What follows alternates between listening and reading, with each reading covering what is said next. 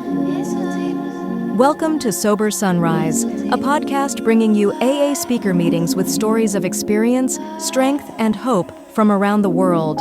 We bring you several new speakers weekly, so be sure to subscribe. We hope to always remain an ad-free podcast, so if you'd like to help us remain self-supporting, please visit our website at sober-sunrise.com. Whether you join us in the morning or at night, there's nothing better than a sober sunrise. We hope that you enjoy today's speaker. This will be a speaker discussion meeting. Our speaker will share for 20 to 30 minutes, then we'll open it up for discussion. Our topic this morning will be, Am I Being Responsible? Please help me welcome our speaker, Stephen.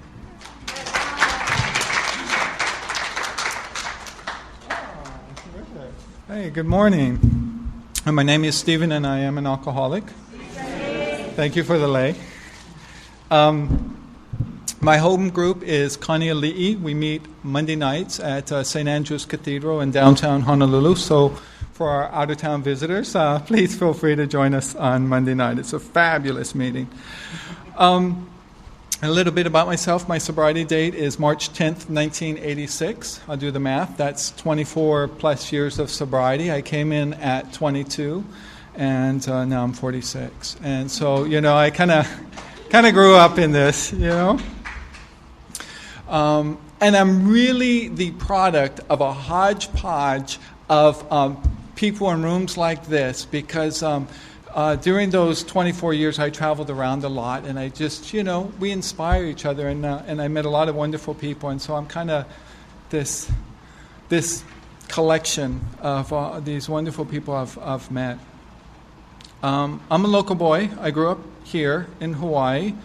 My father grew up here. I like to say I might be white on the outside, but I'm brown on the inside, and I'm definitely the islands are my home, But I did have the great fortune to live many different places. So, the topic, am I being responsible? I love being able to speak on a theme because then it makes me really kind of do that reflection on myself and see where do I really stand with that topic. So my first reflection on am I being responsible, what quickly came to mind is the responsibility pledge that we say in some of our meetings, which is I am responsible when anyone, anywhere reaches out the hand of AA, reaches out for help. I want the hand of AA to be there. And for that, I am responsible. And then I also reflected on the ABCs of this program, which I was absolutely blessed in early sobriety. My first sponsor beat the ABCs of this program into my head. A, that we are alcoholic and cannot manage our own lives. B, that probably no human power can relieve our alcoholism. And he would add, including sponsors. And C, that God could and would if he were sought. He said, Stephen, as a group, as a room full of alcoholics, our primary purpose, our primary responsibility is to carry the message to the alcoholic who still suffers. But you as an individual alcoholic, your primary responsibility is to establish and pursue a relationship with a power greater than yourself, for it is through that relationship that you will be relieved of your alcoholism. And so that was an amazing gift to get really strong up front in sobriety. That God could and would if he were sought. And in my youthfulness and in my eagerness, I figured that would take me about 3 years to accomplish. And about 3 years I'd have found God, tracked him down, taken him apart, figured out how this God thing works, put him back together, and then put him up on the shelf and be happy, joyous, and free. So that's kind of my plan in early sobriety. It didn't really go that way. And, I like to use the G word a lot. And I have been in rooms where people have sensitive ears and they don't like to hear it. But, God is part of my life and part of the solution to the problem of alcoholism. And I don't know how you can talk about the 12 steps and the principles of this program without intimately talking about that relationship with God. So I just want to put that out there for those with sensitive ears. I grew up here, and I grew up in an alcoholic family. And I had my first drink at the age of 15. So I drank from 15 to 22. That was 7 years of being on Mr. Toad's wild ride, to through the gates of hell. I mean, it was a wild time. My first drink, I lit up like a firecracker and ended up punching my best friend in the face because he was trying to take the alcohol away from me. The next morning, I woke up all beat up, and, my friends are like, what the heck happened to you? And I was baffled. I had no idea. Today I know. I carry a disease of alcoholism, and for me to drink one drink, that's too many. And 100 is not going to be enough. And so for those 7 years, I could not predict. From that first night, I could never predict with any kind of accuracy what would happen once alcohol entered my system. I was absolutely at the mercy of what came my way. And I did drink before school, during school, after school. I drank whenever it was made available to me. And in high school, I did graduate, but I got kicked out of my prom for being drunk. I blacked out during my graduation, and I was voted class clown my senior year. So that was kind of high school for me. I tried college. It didn't work out. The professors expected me to show up to class on time in the morning, which wasn't working very well for me. So I got a job here in Waikiki, and I moved to Waikiki because drinking and driving was not something I wanted to do. So I lived in Waikiki, worked in Waikiki, and from graduating at 18 to 22, I basically just lived in this one little area, I would go to work at 3 o'clock in the afternoon, be drinking on the job by 7, get off the clock, be drunk by 11 when I got off work, and stayed out to the bars to at least 2, some bars closed at 4. And that was a cycle, and it was hard. And I quickly became depressed and suicidal. And so really, I found the rooms of Alcoholics Anonymous through the help of an outside professional who to introduce me to this. And when I first went to my first AA meeting, I knew I had found something. I had that experience of a great weight being lifted off my shoulders. And for that outside professional, I will be forever grateful for truly saving this alcoholic's life. So I got a home group, I got a sponsor, I listened to what he said, and then, I've had 24 years of awesome rock and roll. But going back to the, am I, being responsible? I have so the two main responsibilities. One, I need to show up and be willing to carry the message of Alcoholics Anonymous. And to me, that's a message of hope. It's a message of recovery. It's a message of possibility. It's a message of healing. And then I need to, and obviously, I cannot transmit something I haven't got. In order to be of use, I need to pursue a relationship with a power greater than myself. And sponsorship, the rooms have been amazing, but that sacred and intimate relationship with another alcoholic, where I could really hear the message and have it kind of tailored to where I'm at in my sobriety, really did help. I did move a lot, and it did afford me the opportunity to work with different men in this program, and that, I think, was terrific. My first sponsor said, whenever you move, you need to find a local sponsor. Yeah, we can always kind of stay in touch, but the process requires some person time, and so I would do that. And once a day I moved to, and I got this new sponsor, and we were sitting down to do that, kind of get to know each other thing that we do, and I was sharing with him where I'm from, and then I shared with him that I'm gay, and then he kind of said, "Oh, that's cool," and then he said, "But just to let you know, I'm straight." And then he kind of laughed and said, "But don't hold it against me. I was born this way." And I said, "Well, that's obvious." And he said, "It's obvious I'm straight? Really?" No, I said, "It's obvious you were born that way. Because given the choice, who the heck would choose to be straight?" So we hit it off, you know. And really, as a gay man, that was never really one of my primary issues, my sexuality. But it is important to me that I'm able to be honest with the people in my environment, you know. And I just love that, because it's so, that one little thing, it was so flippant at the time, but it was so true, you know. And it really kind of empowered me on how I deal with, you know, with my personal history. One of the greatest things that I got as a tool to pursue that relationship with God was this same sponsor. He told me, I had gone to him, and I had a lot of anxiety, and I was kind of a little high-strung for many years. And I had some kind of problem that I needed his advice. Now, what I really wanted as far as advice was, I wanted him to tell me the correct thing to do. And I wanted him to, that correct thing meant, tell me what I need to do so I can get my way and I can get the biggest piece of pie, you know, and I come out on top. That's really was, I thought, his job. But he wouldn't tell me very specific things to do.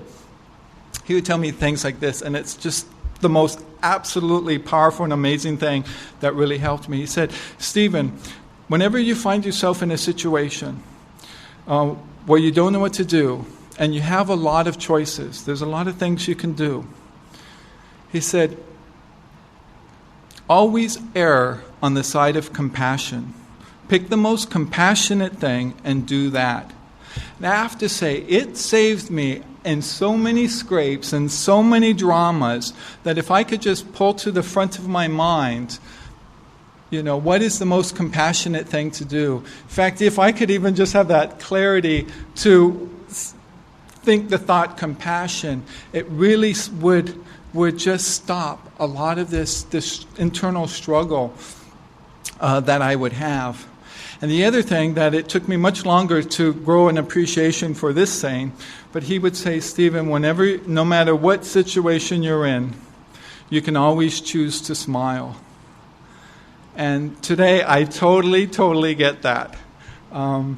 It's one of the most beautiful things we can do is just that acceptance, yeah? Just accept whatever is going on. And to be able to smile with compassion, that's cool.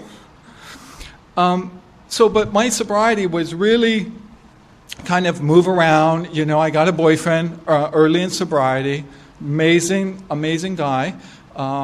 And, you know, we did the house, the cat, the car, the travel, the friends.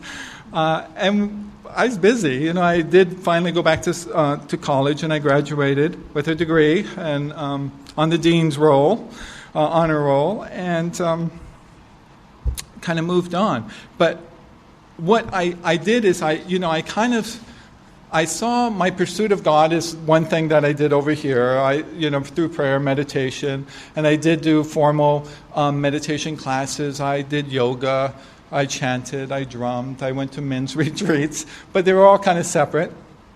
And then I had my AA group, my home group, which usually was, I was there not so much out of love and tolerance, it was more out of tolerance for those home group members.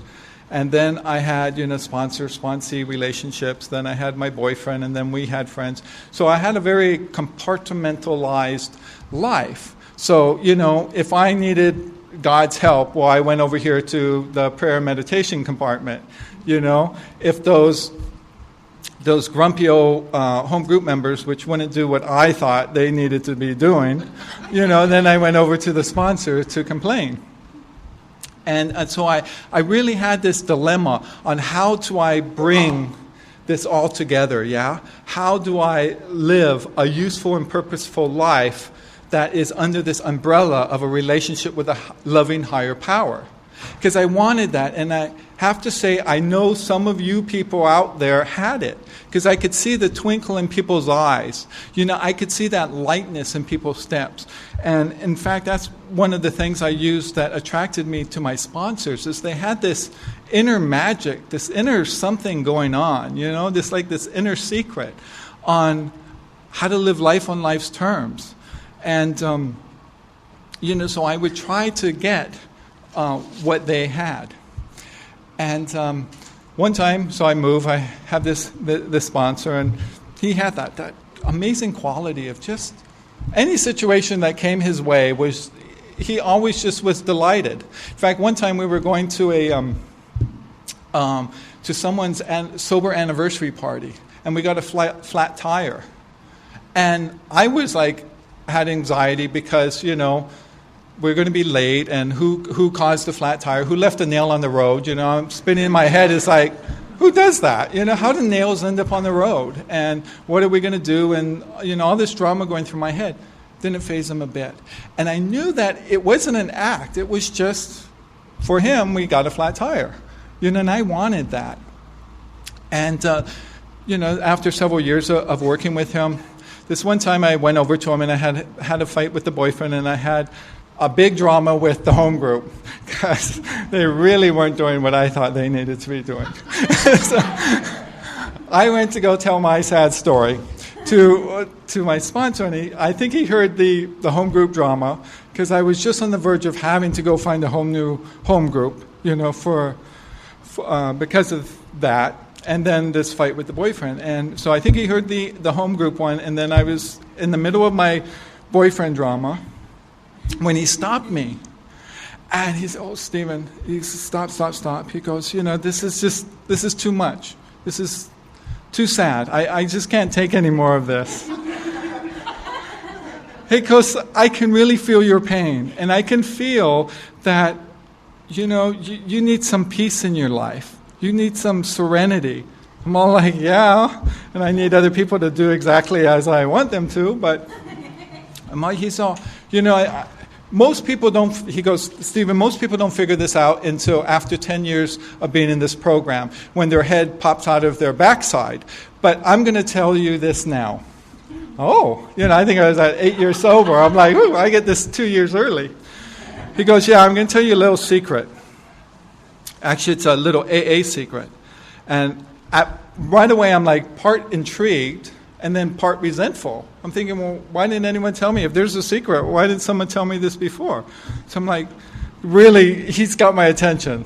I'm off the dramas, now onto the secret of AA, the secret to happiness and serenity and peace and all those good things that were not in my life at the moment. And so he leans forward and asks me to lean forward, motioning me forward, and we get real close. And he goes, "The secret to AA is this. There is no secret. Stephen, you've got to apply the steps in your life." And I'm like, what? The secret is there is no secret? He goes, "I don't know what you're waiting for, but clearly you're waiting for something. You spend all your time in the drama and the problem. We need to move you into the solution." And it really made an impact. Most of the impact was kind of resentment at the time, but after that, whenever I found myself in a situation I didn't want to be, I would think about that. The secret is there is no secret. I gotta apply these steps to my life. I've got to do the work necessary to create that useful, purposeful life through a relationship with a power greater than myself. So, step by step. And so I kind of really started to recommit. I never fired my home group. I stayed with them. I was able to solve the boyfriend issue and kind of, step by step do the work. He's also this same sponsor that told me at one time that he thought that I was spending more time with Judge Judy and Bart Simpson than I was with God, and that maybe I needed to look at my priorities. And so I did an inventory on how I spent my time, and it was certainly true. My little prayer and meditation piece was very thin. And so, I started to commit to different practices to pursue that relationship. I don't have that much time, though. I want to kind of jump forward. I move again to another state, to Florida, and I'm living on the west coast of Florida, and boyfriend and I are going to the east coast to South Beach, Miami for a weekend. And so we're zipping along. We stop off for lunch at a roadside restaurant. It's a restaurant bar. And it was full. The restaurant was full, so we ate at the bar. And sitting there next to me was this stranger who was somewhat attractive, and we strike up a conversation. He turns out to be an ambulance driver. And that's kind of gory and kind of cool, So we get into these stories of gore as I'm eating my hamburger, hearing all his first responder stories. And then it went on to death and on to dying, and then the conversation moved on to a soul, to people's souls. And I was like, about 10 years in the program, spiritual, I have this. So I explained to him, all about the soul. And then I asked him his opinion. And he said, well, he believes that people have souls, but that the souls have no personalities. And that when we die, this essence, this universal essence of us returns to its source, but the personality, the thing that makes us us, kind of disappears. And it really upset me. I mean, I got all irritated on him saying this. And so I go back to my home group and I complain about this ding dong and his version of the soul. And I'm not here to say I take any position on a soul.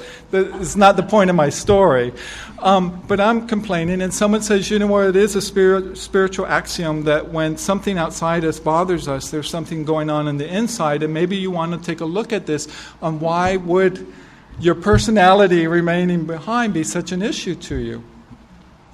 And so I looked at it, and you know what I discovered about myself? That when I had gone back to recommitting after that comment about Judge Judy and Bart Simpson, and recommitting to doing a lot of service work and going to AA meetings and all that, is that I really did it from a place of I'm going to grudgingly be in service and kind of chalk up these tick marks and become the best AAer out there. And somehow, somewhere down the road, all this begrudging service work that I did was going to pay off. I was going to get cha-ching, front of the line. Something good was going to happen to me. And that comment really threatened that. It's like, well, if I'm not going to get something, what's the point? And in that, really doing a searching and fearless moral inventory of myself, navigating past the two gatekeepers of personal freedom, which are fear and pride, really, putting pencil to paper, I realized something about myself, and that was that a lot of my life was lived as an equation. A lot of my life was about I do this and then I get this. A lot of my life was about I have this, so I must be this. I have boyfriend card, this, that, I must be successful. And once I realized that, I then committed to, I was only going to do service work that I did from the heart. Yeah, that I did because I wanted to. I wasn't going to be in service, I was going to be of service. I was just going to find that inspiration to move forward with sponsees, with home group commitments, with carrying the message. And I'm just going to do it, not because I'm going to get some points at the end of the day, but because it's the right thing to do. Step 7 talks about, finding that inspiration, finding what it is that a power greater than ourselves want us to do. And my only experience with that is that inspiration comes in the moment, and my only reward has to be that experience of carrying out that request, carrying out that mission at the time. And so what out of all that I got was, for me, sobriety is about expression. Sobriety is what I do and not what I have. I do things because I'm inspired, because that little voice inside me says, do it. And oftentimes, the reason I don't want to carry out that voice is because that voice is saying something that I perceive as a minority opinion, or the voice is saying something that I feel that I'm going to be seen as less than, or the oddball, or the screwball, or, and that was the struggle to overcome that, to say, I am committed enough to my relationship with a power greater than myself, that when I'm inspired to do something, that I will do it regardless of what it seems to cause on the outside, because I never know when a seed is planted with someone else or with me, in fact. There was this delightful lady I had in one of my home groups, Rosemary, and I just loved her to death, and she was in her 80s at the time, and she would say humility, for her, humility was something she experienced when she stopped struggling with reality. And I love that. That's the root of my problems. I struggle with reality. I want people, places, and things to be different than what they are. And to really get that, let things be. It was kind of my task on that. So another very important journey for me that happened in Florida was this one day we were living on the west coast of Florida, and I was out on one of the keys, and I was rushing back to the mainland to do something very important, I'm sure, and I'm crossing this low-lying bridge that connects the key to the mainland. And in the middle of this low-lying bridge, there was a drawbridge to let watercraft pass through. While I'm, speeding, late for something, and the crossing arms go down, which raised my anxiety. I'm like, oh my God, now I'm going to be even later. And so I stopped the car. And in protest, I turned off the car, because that was going to show whoever was out there, how displeased I was that I had to wait.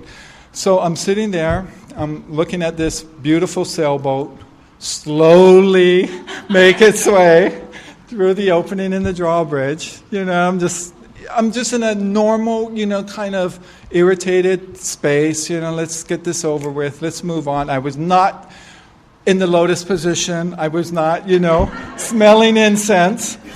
And my attention gets caught by this bumper sticker on this car in front of me. And it was an old beat-up white Toyota. I remember it vividly. And the bumper sticker said this. It said, "Are you a human being having a spiritual experience, or are you a spiritual being having a human experience?" And completely with no, that prayer, meditation place, I had this moment of amazing clarity. And that clarity is that I am both. I'm both a spiritual being having a human experience, and I'm a human being having a spiritual experience. And the difference, the thing that determines how I will experience my day, is the actions I take. My actions determine my experience of life. The book talks about this is a program of action. This is a program of doing. And if I want to be a spiritual being having a human experience, I need to do certain things. And if I want to be a human being struggling to have a spiritual experience, I do certain things, And it was real clear that my actions determined the way I experienced life. It seemed like I had never heard it before, but it made a difference. And what I did shortly after that, I was working with a sponsee. I'd like to say, okay, so I had this experience, and I'd like to say I, elevated and life just got better, but it didn't. As soon as the crossing arms on this bridge went up and I sped off, I quickly forgot this insight. But I was working with a sponsee not much later, and I was sharing with him that wonderful thing, that tool that really helped me is whenever I'm in a difficult situation, just err on the side of compassion. Do the compassionate thing. And I had this little insight that I was going to recommit to that practice, and I was just absolutely going to only do compassionate things, and I was going to be the most compassionate human being, push the Dalai Lama aside, it's going to be Stephen. So I started the practice on a Sunday night, and by Thursday after lunch, I said, if I am compassionate to one more SOB, someone's going to die, and it's not going to be me. So I gave that up. But, but it gave me pause. That why, if being compassionate is the right thing to do, why is it so difficult? You know, we have this amazing tool in this program called reflection, where we can hold a concept and idea, just kind of hold it in front of us, and not make it do anything, just sit and wait. And I was doing that, you know, with this concept. Why is it so difficult? If being compassionate is the right thing to do, why is it so difficult to do? And I just kind of contemplated on it, and my answer came to me in the form of a quote, and it's a quote by a very famous 20th century person. And this person is quoted as saying, "The most important decision a human being will make in their lifetime is the decision of whether they live in a friendly universe or a hostile one." And I really sat with that, and I went inside and I did that fearless searching moral inventory where I navigated past those two gatekeepers of personal freedom, fear and pride, and I really looked at what is the nature of the universe I live in. And at first, I pulled up a whole bunch of experiences from my childhood and on that were very unpleasant, that were abusive, and were filled with pain and humiliation and loss. And I said to myself, well, the reason it's so hard to do the right thing is because we live in a hostile universe. We live in a universe that, you know, we have to get what we can, you know, at someone else's expense. You know, you get yours, I get mine. And that's why it's difficult. But I stuck with it, and I went in and I found a whole nether set of experiences from my personal past. And those were experiences filled with just amazing joy and gratitude.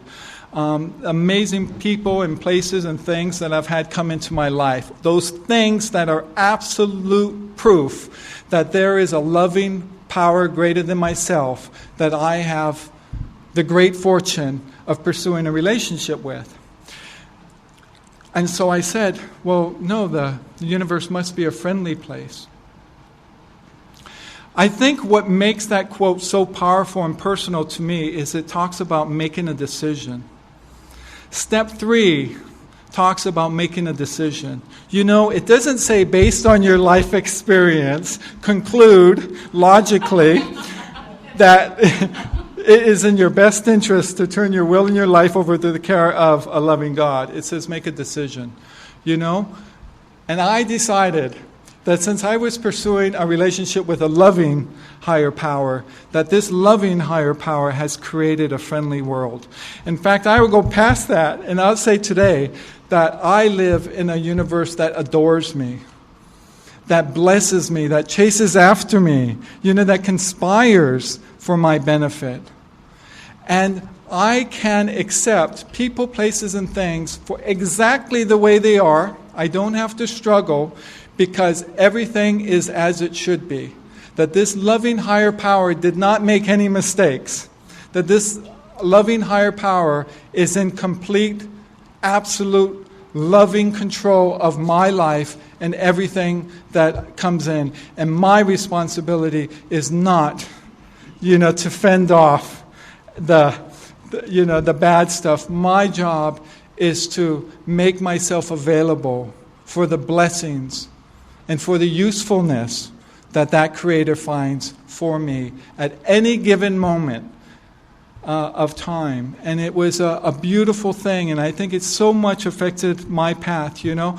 I now see the spiritual path as being broad and roomy. Always inclusive, never exclusive.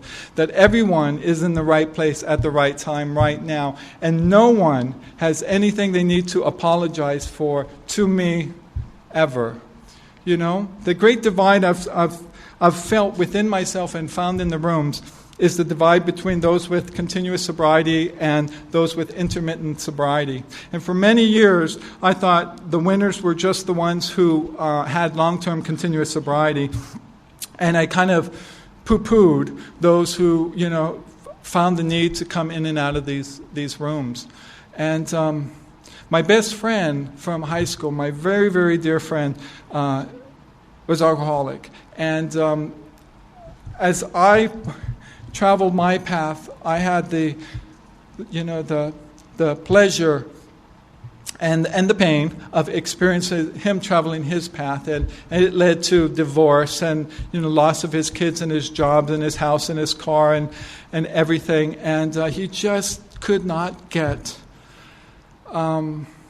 He could not just put the time together, and I watched his trajectory towards pain, and I tried shame and humiliation and blame and said, well, you aren't taking it serious enough and all that. And a few years ago, I got the call, that he had been found dead, and he had been dead for 5 days in his apartment. And, what I took away from that was this very intimate, loving experience that, we all do the best we can. We're all blessed with what we have, and the best thing I can do is just show up and be useful, and if I could go back and change anything, I don't think I would. My path has brought me to such an amazing, beautiful place that I adore people, places, and things in my life. And my great lesson for this year, because I always like to kind of talk about where I'm currently at in the moment. My great lesson this year is that I don't have to have things go my way in order to be happy. In fact, sometimes I find myself happier and tickled and thrilled when things don't go my way. And that is a new freedom, and that is a new happiness, far beyond what someone could have said, hang in there, things get better, because it's been delightful. I think that's about my time, but I do want to share this one other story that just tickled me to death. It was a few years ago, and it was with a sponsor, and I was doing one of those traffic shares, where I was complaining about the traffic on the road. And the drivers were too slow. The lights were red way too long. There was potholes, construction, all that drama, and it was irritating me. And my sponsor said, well, Stephen, I'd like you to go home, and I'd like you to get out a map, and I'd like you to route 5 different ways to work, and then 5 different ways back from work. And the next week, I challenge you to take those different routes. And I love a challenge, so I said, sure. So I went home and got on a map, did the 5 different ways in, 5 ways back. And the next, I think it was like a couple weeks later when we met again, he asked about it. And so I explained, the clever ways that I had, I figured out to my clever routes. And then I said, but still too many lousy drivers. The red lights are way too long, potholes everywhere, And he nodded and smiled, and he said, Stephen, what's the point of that time you spend in your car in the morning? Rather odd question, I thought, but I amused him, and I said, to get to work. And he said, and what's the point of that time you spend in your car, in the evening? And I said, to get home from work. He said, you have a primary purpose, and that is to establish and pursue a relationship with a power greater than yourself. Use that time to pursue God. I'll close with this. Many of us have exclaimed, what an order. I can't go through with it. Do not be discouraged, for no one among us has been able to maintain anything like perfect adherence to these principles. We are not saints. The point is, we are willing to grow along spiritual lines. Thank you for letting me be of service.